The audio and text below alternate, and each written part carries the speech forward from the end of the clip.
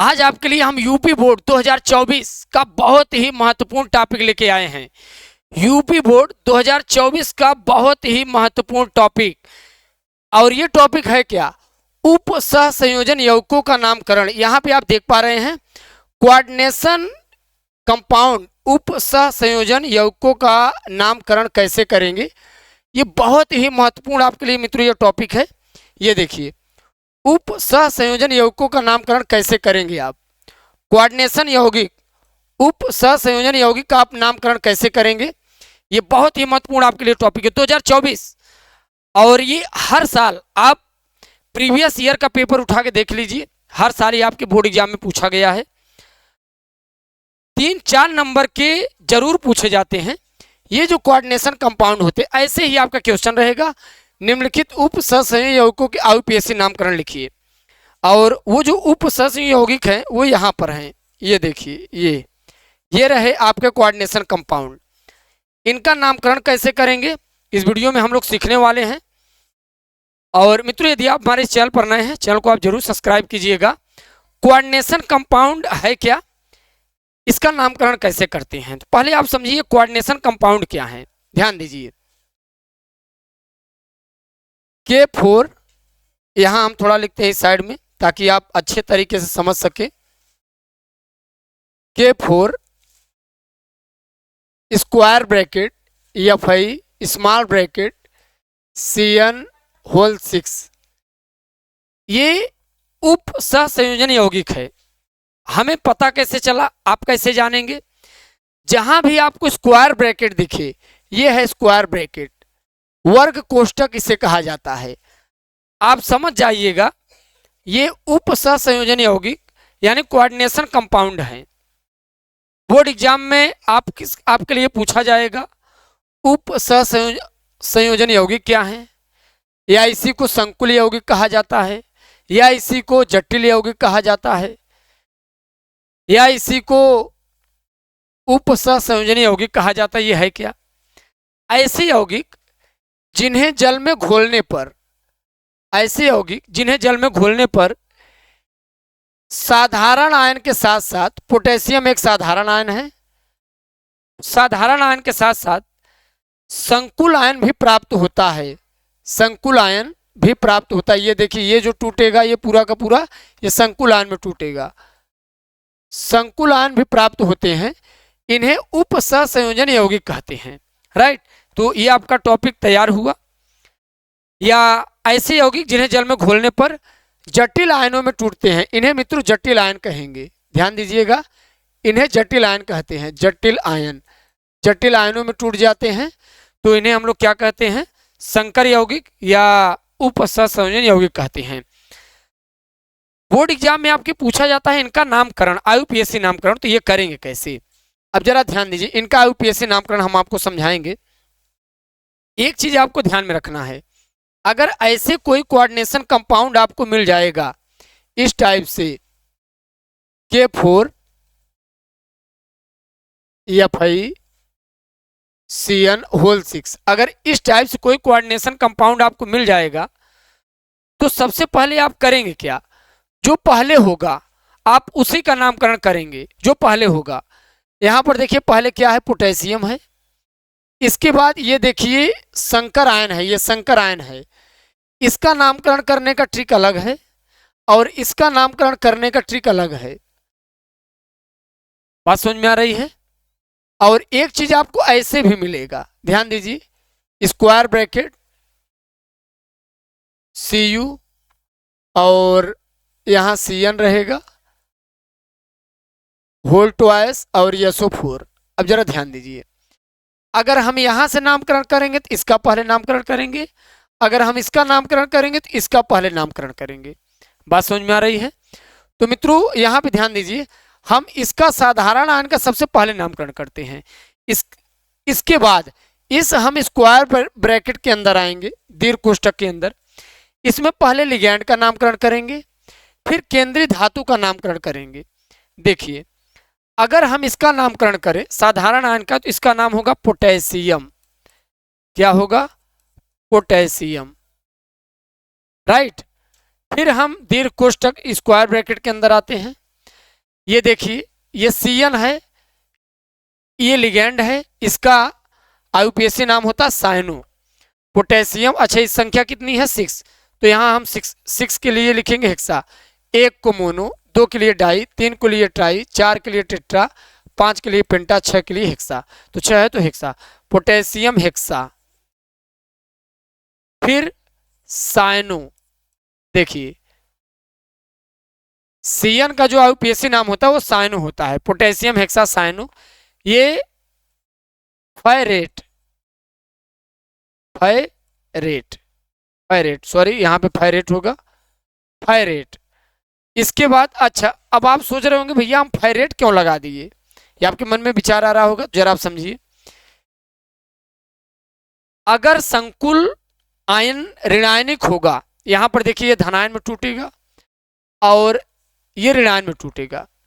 अगर संकुल आयन ऋणायनिक होगा तो इसका IUPAC नामकरण जब करते हैं केंद्रीय धातु का, इसमें जब IUPAC नामकरण करते हैं केंद्रीय धातु का, तो इसके लैटिन शब्द का नामकरण से नामकरण करते हैं, यानी इसका नाम है आयरन, लैटिन नाम इसका फेरम होता है, उस फेरम से इसका नाम पड़ा है फायरेट।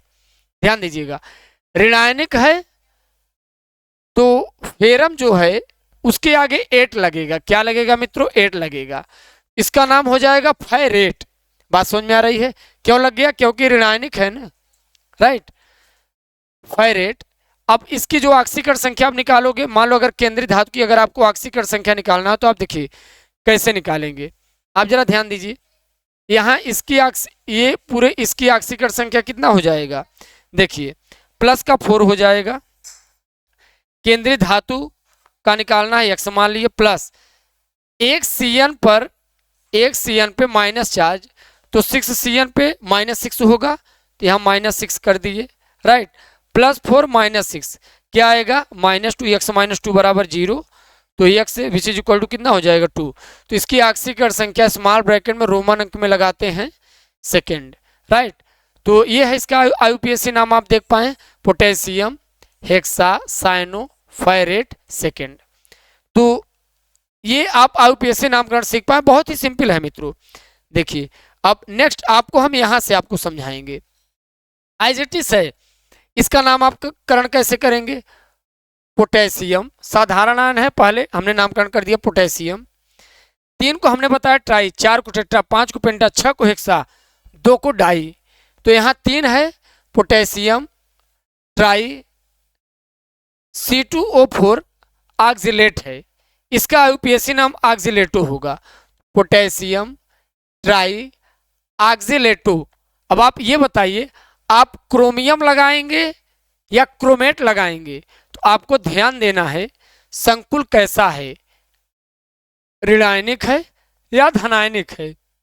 तो पहले वाला कोई भी होता है धनायन में टूटता है, बाद वाला ऋणायन में टूटता है, तो संकुल ऋणायनिक, तो आप समझ गए केंद्रीय धातु का नामकरण करेंगे तो आप क्या लगाएंगे 8 लगाएंगे, पोटेशियम ट्राई, इसका IUPAC नाम C2O4 ऑक्सिलेट का ऑक्सिलेटो होगा, पोटेशियम ट्राई ऑक्सिलेटो क्रोमेट, ऑक्सिलेटो क्रोमेट। और ऑक्सीकरण संख्या यहाँ पर देखिए, ऑक्सीकरण संख्या इसकी लिखी है 3rd। अब ये कैसे, C2O4 माइनस, जरा आप ध्यान दीजिए, C2O4 माइनस, C2O4 माइनस नहीं बल्कि डबल माइनस होगा, ध्यान दीजिएगा, डबल माइनस, तो ये कितना है 3 है, तो कितना हो जाएगा 2/3 6, माइनस का 6, यहाँ प्लस का 3, तो बताइए क्या आया माइनस का 3, पक्षांतर करेंगे इसकी ऑक्सीकरण संख्या निकालने के लिए क्या हो जाएगा प्लस का 3। तो यही मित्रों हमने यहाँ पे ऑक्सीकरण संख्या क्या लिख दिया है रोमन अंक में 3rd, राइट। तो ये कोऑर्डिनेशन कंपाउंड है, ऐसे ही आपको IUPAC नामकरण मित्रों करना रहता है।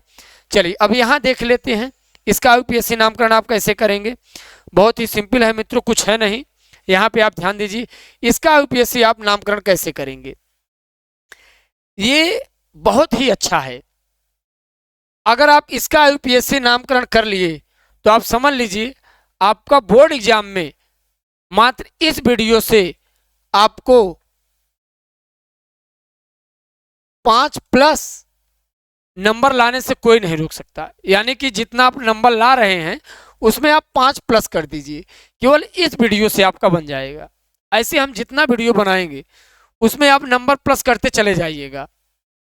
यहाँ पर ध्यान दीजिए, जो हमने बताया था सबसे पहले, यहाँ सबसे पहले ये था तो हमने इसका नामकरण किया, और बाद में ये, अच्छा जो पहले होगा वो धनायन में, बाद वाला ऋणायन में। तो ये पहले था, ये धनायन में हो गया, ये बाद वाला ऋणायन में हो गया।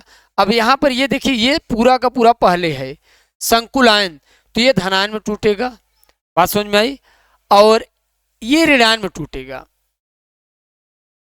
नामकरण पहले वाले का करते हैं फिर बाद वाले का करते हैं, और अगर स्क्वायर ब्रैकेट के अंदर नामकरण करेंगे मित्रों तो सबसे पहले आप किसका नामकरण करेंगे, लिगैंड का, फिर केंद्रीय धातु का। लिगैंड में जरा आप ध्यान दीजिए, अगर एक से अधिक लिगैंड है तो अंग्रेजी अल्फाबेट का ध्यान देना पड़ेगा। ये अमोनिया है तो अमोनिया का यूपीएससी नाम उप सहसंयोजन यौगिक में एमीन होता है, तो एमीन से ए आएगा। ये CO3 कार्बोनेट है यानी सी आ रहा है।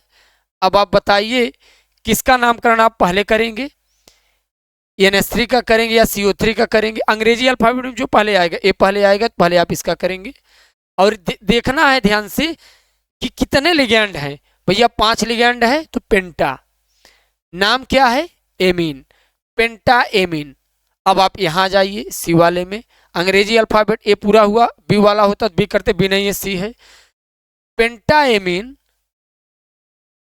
कार्बोनेटो, जो CO3 होता है यहाँ कार्बोनेट नहीं, इसका यूपीएससी नाम कार्बोनेट होता है, पेंटा एमीन कार्बोनेटो। अब ये बताइए धनायन है तो धनायन में कोबाल्ट है केंद्रीय धातु, तो इसका कोबाल्टेट तो होगा नहीं क्योंकि धनायनिक है ना। भैया ये ऋणायनिक था, ये ऋणायनिक था तब आप क्रोमेट लगाए थे, लेकिन ये धनायनिक है, जरा आप ध्यान दीजिएगा, धनायनिक है तो इसलिए यहाँ पर ये क्या लग जाएगा, कोबाल्ट। इसकी ऑक्सीकरण संख्या निकाल लीजिए, फिर ऑक्सीकरण संख्या ब्रैकेट में लिखिए, फिर क्लोराइड। अब चलिए यहाँ पर देखिए, देखिए पेंटाएमीन कार्बोनेटो कोबाल्ट थर्ड क्लोराइड, बात समझ में आई। देखिए यहाँ पर देखिए पेंटाएमीन, यहाँ देखिए पेंटाएमीन, कार्बोनेटो, यहाँ देखिए कार्बोनेटो, कोबाल्ट, हमने बताया कोबाल्टेट नहीं होगा, कोबाल्ट होगा, कोबाल्ट थर्ड, फिर क्या हो जाएगा, क्लोराइड। ऑक्सीकरण संख्या 3 आई है, ये आपको हम समझा दे रहे हैं कैसे मित्रों। इसकी ऑक्सीकरण संख्या 3 आ गई। देखिए इसकी ऑक्सीकरण संख्या में निकालना है यक्स, मान लीजिए जिसका निकालना है उसका यक्स। अमोनिया उदासीन है, इसकी कोई ऑक्सीकरण संख्या नहीं होती, भैया 0 लगा लीजिए। CO3 है तो कितना माइनस होगा इस पर, माइनस का 2, प्लस Cl है तो क्लोराइड आयन 1 माइनस आएगा तो यहाँ -1। अब बताइए पूरा कितना आ जाएगा, x -3 बराबर 0, तो ये कितना हो जाएगा, x which is equal to कितना, प्लस का 3। यह इसकी ऑक्सीकरण संख्या हमने क्या लगा दिया, रोमन अंक में ऑक्सीकरण संख्या यहाँ पे आप लिखेंगे, केंद्रीय धातु के जस्ट बाद में आप लिखेंगे, राइट। तो मित्रों मैं आशा करता हूँ ये वीडियो आपके लिए बहुत ही बोर्ड एग्जाम के लिए हेल्पफुल और बहुत ही अच्छा है, और आप हमारे चैनल पर आप बने रहिए, आप हमारे चैनल से जुड़िए, आप चैनल को सब्सक्राइब कीजिए, हम आपके लिए ऐसे ही वीडियो लाते रहेंगे। जय हिंद, जय भारत।